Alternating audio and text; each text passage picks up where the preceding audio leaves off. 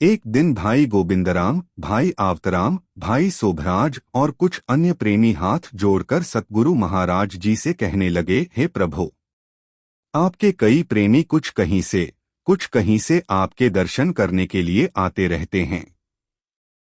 आप जगत का उद्धार करने के लिए पधारे हैं, परंतु जैसे कि आप सदैव सैलानी रहे हैं, अर्थात भ्रमण करते रहते हैं, और इस स्थान पर आपका रहना बहुत कम समय के लिए होता है, इस कारण कई प्रेमी आपके दर्शन किए बिना ही निराश होकर लौट जाते हैं। आथा हमारी आपको यही अरदास है, प्रार्थना है कि ऐसा कोई एक दिन निश्चित कर लीजिए जिस दिन सभी प्रेमी आकर आपका दर्शन कर सत्संग सुनकर अपना मनुष्य जीवन सफल बनाएं।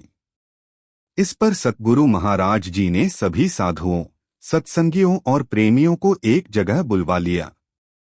उन्होंने यह सुझाव दिया कि चूंकि इस दिब बालू रेत के टीले पर चैत्र मास की 12 तारीख को बालू रेत का चबूतरा और झोंपड़ियां बनाकर सत्संग का शुभारंभ किया था, आठ चैत्र मास की 12 तारीख से लेकर 4 दिन के लिए संतों और प्रेमियों का अखंड समागम रखना चाहिए।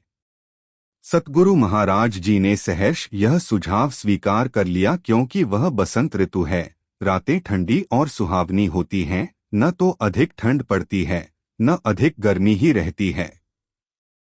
4 दिनों के इस मेले में दूर दूर के प्रेमी आकर सत्संग का लाभ उठा पाएंगे। इस प्रकार चैत्र की 12वीं तारीख को मेला निश्चित हुआ। सिंधी नाहरी मार्गशीर्ष महीने की 20 तारीख भाई आलूराम ने अमरापुर दरबार आकर सतगुरु महाराज जी से कहा, मुझे संत घंडूराम और संत झमटमल ने यहाँ भेजा है कि आप संत आयलाल जी के मेले पर दिनांक 27 नाहरी सिंधी महीना मास में कृपा कर वहाँ अवश्य दर्शन दें। मैं एक दिन पहले ही आपको लिवा लाने के लिए आऊँगा। महाराज जी ने उनकी प्रार्थना स्वीकार की। दिनांक 26 नाहरी के महीने में कुछ साधुओं को दरबार पर छोड़कर मंडली बनाकर सतगुरु महाराज जी खंडू सालारे की ओर रवाना हुए। वहां पहुंचते ही खंडू और सालारे के संत घंडूराम और अन्य कई संत पंच प्रेमी और सत्संगियों ने ढोलकों और शहनाइयों से महाराज जी का स्वागत सत्कार कर उन्हें लाकर भाई तिलोकचंद जी के बगीचे में विराजमान किया। उसके पश्चात उन्हें भोजन खिलाकर शोभायात्रा निकालकर मार्ग में कपड़े के थान बिछाकर उस पर से सतगुरु महाराज जी को लिवा लाए। उनके पीछे पीछे साधुजन भजन करते हुए चल रहे थे। पूरे खंडू शहर से घूमते हुए वे अपने स्थान पर आए, अपनी माता कृष्णा देवी के चरण स्पर्श कर सभी से स्नेहपूर्वक मिले। लगभग 1 घंटे तक अपने स्थान में रहने के बाद सालारे शहर से घूमते हुए आकर प्रेम नगर में ठहरे। रात को सत्संग में संतों की महिमा गाते हुए सतगुरु महाराज जी ने कहा, महात्मा सौदागर बनकर संसार में आते हैं, वे हीरों के व्यापारी हैं। रात दिन वे आवाज देकर लोगों को जगा रहे हैं। जो उत्तम जिज्ञासु मुमुक्षु हैं, वे संतों के पास आकर उनसे सच्चा सौदा लेकर सुख पाते हैं, परंतु जो अज्ञानी जीव हैं और आत्म हीरे को नहीं पहचानते हैं, उन्हें उस अमूल्य हीरे के विषय में कुछ भी पता नहीं है। एक दरिद्र व्यक्ति अपनी पत्नी से विदा लेकर धंधा करने के लिए बाहर निकला। धंधे की खोज करते करते एक शहर के बाहर आकर देखा कि एक महात्मा का स्थान है, जहां सत्संग में राम नाम की महिमा गाते हुए महात्मा ने कहा, संत महात्मा एक अमूल्य हीरे की जानकारी देते हैं, जो आत्मधन कभी भी घटता नहीं है, जिसके कारण कंगाली और दरिद्रता नष्ट हो जाती है और यह जीव लोक परलोक में सुखी होता है। परंतु यह अमूल्य हीरा सेवा करने से ही प्राप्त होता है। जो जिज्ञासु और मुमुक्षु श्रद्धापूर्वक संतों की सेवा करते हैं, उन्हें ही महात्मा वह हीरा सौंप देते हैं। संतों के ये वचन सुनकर उस गरीब व्यक्ति जो धंधे की खोज में वहां आया था, के मन में विचार आया कि क्यों न मैं भी संतों की सेवा कर उनसे वह हीरा लूं। यह विचार मन में धारण कर संतों के स्थान पर रहकर वह उनकी सेवा करने लगा। 12 महीने तक उसने सेवा की। एक दिन संतों को हाथ जोड़कर आंखों में आंसू भरकर वह कहने लगा, हे प्रभु, मैं अत्यंत ही दरिद्र हूँ। धंधे की खोज में घर से निकला था। घूमते घूमते आपके पास आकर सत्संग में बैठा। उस समय आप यह उपदेश दे रहे थे कि संत जन अमूल्य हीरा आत्मधन प्रदान करते हैं, जिसे प्राप्त कर यह जीव सदैव सुखी रहता है। अतः अब आप कृपा कर मुझे वह अमूल्य हीरा दीजिए। इस पर संत ने उसे गुरुमंत्र देकर कहा, बाबा, यह है अमूल्य हीरा। अब जाकर अपने घर सुखी रहो। उसके पश्चात वह गरीब संत के चरण स्पर्श कर उनसे आशीर्वाद लेकर अपने घर आया। उसकी धर्मपत्नी ने उसके चरण स्पर्श कर नम्रतापूर्वक अपने पति से पूछा, क्यों आपने बाहर जाकर बहुत दिन लगा दिए? आपके जाने के बाद मैंने बहुत ही कठिन समय बिताया है। चरखा चलाकर उससे बड़ी ही कठिनता से जीवन यापन किया है। अब तो आप कुछ कमा लाए हैं न? उस पर वह प्यारा अपनी पत्नी से कहने लगा, हे प्रिय, मैं एक अमूल्य हीरा संतों से ले आया हूँ। उसकी पत्नी ने कहा, ठीक है, पर पहले 2 घूंट पानी पीकर बाजार से भोजन सामग्री ले आओ, क्योंकि घर में अन्न का एक भी दाना नहीं है। बाजार से सब्जी भी लेते आना। चरखे की टकली भी टेढ़ी हो गई है, वह भी ठीक करवा कर लाइए। इस पर उस गरीब ने पानी पीकर बाजार में एक सेठ की दुकान से 1 मन चावल, 1 मन गेहूं, 5 सेर घी और कुछ अन्य सामग्री ली। सेठ ने उससे 25 रुपए के बिल का भुगतान करने के लिए कहा। इस पर उस दरिद्र व्यक्ति ने अपने सतगुरु द्वारा दीक्षित नाम उस सेठ को सुनाया। इस पर सेठ ने गुस्से में भरकर उससे कहा, या तो 25 रुपए दो, वरना यह सब सामान लौटा दो। इस पर उस गरीब ने घबराकर कहा, संतों ने मुझसे कहा है कि यह अमूल्य धन है। परंतु उस दुकानदार महाशय को वह ज्ञान वाली बात समझ में नहीं आई और उसने उसे खरी खोटी सुनाकर बेचा हुआ माल वापस ले लिया। उस दरिद्र व्यक्ति को दिल में बड़ा ही दुहक हुआ और वह घबराकर दुकान से नीचे उतरा। उसने मन में सोचा, इस पर शायद बहुत थोड़ी सी वस्तुएं ही मिल पाएंगी। अतः बाजार में आकर उसने 2 आने 8 पैसे की सब्जी ली। जब दुकान वाले ने उससे 2 आने मांगे, तब उसने फिर सतगुरु द्वारा दीक्षित नाम उसे सुनाया। सब्जी वाले ने क्रोधित होकर उससे सब्जी वापस ले ली और उससे कहा, तुम तो कोई ठग दिखाई देते हो। उसे और भी अपशब्द कहे। इस पर उस गरीब को बहुत ही दुहक हुआ। उसने मन में सोचा, यह नाम तो 2 आने मूल्य का भी नहीं है। फिर उसने मन में विचार किया कि चरखे की टकली तो ठीक करवाता जाऊं। अतः वह सीधा एक लुहार की दुकान पर पहुंचा और उसे टकली ठीक कर देने के लिए कहा। लुहार ने उसे बताया कि इसके इतने पैसे लगेंगे। इस पर वह गरीब उस लुहार से कहने लगा, मैं तुम्हें पैसों के बदले एक अमूल्य हीरा दूंगा।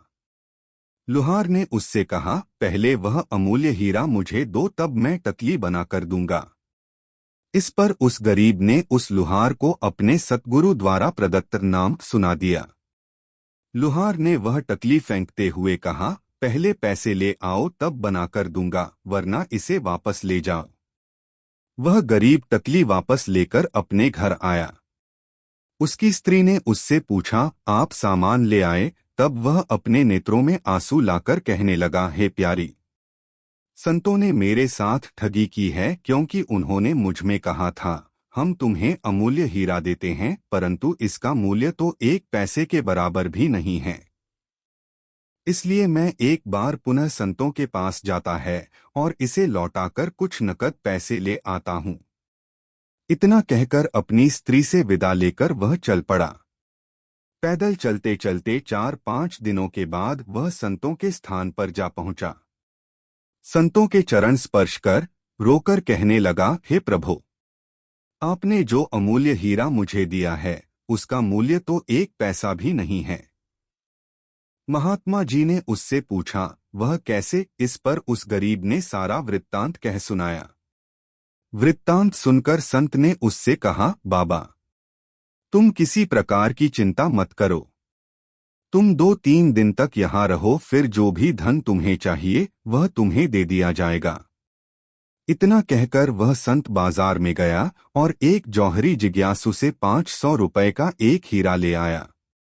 संत ने उस गरीब को बुलाकर वह हीरा उसे दे दिया और कहा, हे प्यारे, यह ले जाकर दुकान वाले को देकर 1 मन चावल ले आना और ऊपर से जो पैसे बचें वे भी ले आना। वह गरीब हीरा लेकर दुकानदार के पास आया। उससे 1 मन चावल लेकर वह हीरा उसने दुकानदार को दिया और कहा, चावलों के पैसे काट कर शेष रकम मुझे वापस दे दो।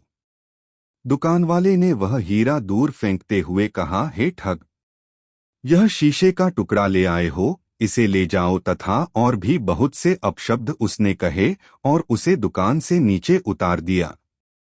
गरीब वह हीरा लेकर पुनः संत के स्थान पर आया। उसे दिल में बड़ा दुहक हुआ कि संत बार बार मेरी बेइज्जती करवा रहा है। जब वह स्थान पर पहुंचा तब संत ने उससे सस्नेह पूछा, बाबा, चावल ले आए? गरीब ने हाथ जोड़कर संत से कहा, हे प्रभु, वह दुकान वाला कहता है कि यह तो शीशे का टुकड़ा है। उसने मुझे बहुत अपशब्द भी कहे। संत ने उससे कहा, बाबा, तुम किसी प्रकार की भी चिंता न करो। अब यह हीरा ले जाकर बाजार से 5 सेर सब्जी भी ले आओ और ऊपर से बचे हुए पैसे भी वापस ले आओ। वह गरीब सब्जी वाले के पास गया और उस हीरे के बदले सब्जी तथा बाकी पैसे मांगे। इस पर सब्जी वाले ने भी उस हीरे को फेंकते हुए कहा, हे बेवकूफ, यह शीशे का टुकड़ा ले आए हो, 5 सेर सब्जी ले रहे हो और ऊपर से शेष पैसे भी मांगते हो। ले जाओ इसे, हमें नहीं चाहिए यह सुनकर उस गरीब को बड़ा ही दुहक हुआ और वह हीरा लेकर संतों के स्थान पर आया। संत ने उससे पूछा, कहो बाबा, सब्जी ले आए? तब वह गरीब हाथ जोड़कर संत से कहने लगा, हे प्रभु, आप मेरा अनादर करवाते हैं। सब्जी वाले ने भी सब्जी नहीं दी। इस पर महात्मा ने उससे कहा, ठीक है बाबा, यह हीरा जौहरियों को दिखाकर उनसे पूछकर आओ कि वे इसके कितने पैसे देंगे। गरीब कहने लगा, हे प्रभु, यह तो शीशे का टुकड़ा है, आप मुझे या तो पिटवाएंगे या जेल में डलवाएंगे। संत ने उससे कहा, बाबा, तुम डरो मत, कोई भी तुम्हें कुछ नहीं कहेगा। अगर कुछ ऐसा घटित हुआ तो हम जो बैठे हैं। इस पर वह गरीब हीरा लेकर डरता डरता जौहरियों के बाजार में पहुंचा। डरते डरते एक दुकान पर चढ़ा और उस जौहरी को हीरा दिखाते हुए पूछा, आप इसके कितने पैसे देंगे? जौहरी ने हीरा देखकर कहा, हम इसके 500 रुपए देंगे। इस पर वह गरीब घबराकर उस जौहरी से कहने लगा, आप मजाक मत करिए, कृपा कर बताइए कि आप इसके कितने पैसे देंगे। उस जौहरी ने कहा, हम हंसी नहीं कर रहे हैं, यह हीरा है। अगर 500 रुपए में इसे दे दो तो ठीक, वरना जैसे तुम्हारी इच्छा। गरीब हैरानी में पड़ गया। हीरा लेकर दूसरे दुकान पर जाकर दूसरे जौहरी को दिखाया और उससे पूछा, आप इसके कितने पैसे देंगे? उस जौहरी ने भी हीरा देखकर उससे कहा, हम इसके 500 रुपए देंगे, अगर चाहिए तो दे जाओ। आखिर उसने 3 और दुकानदारों से भी पूछा। उनमें से प्रत्येक ने 500 रुपए देने के लिए कहा। इस प्रकार हीरे की कीमत का अनुमान लगवाकर वह वापस स्थान पर आया। संत ने मुस्कराकर उससे पूछा, बाबा, जरा बताओ तो सही, कितने पैसे दे रहे हैं हीरे के? गरीब ने हाथ जोड़कर कहा, श्रीमान 500 रुपए दे रहे हैं। इस पर महात्मा ने उसे अपने पास बिठाकर समझाया और कहा, बाबा, यह सचमुच का हीरा है। तुम दुकान वाले के पास गए तो उसने तुम्हें मन भर चावल भी नहीं दिया। फिर तुम इसे लेकर हाट बाजार में गए, जहां 5 सेर सब्जी तक इसके बदले में नहीं मिली। परंतु जब यह हीरा जौहरियों के पास ले गए तब वे इसके बदले 500 रुपए देने को तैयार हो गए।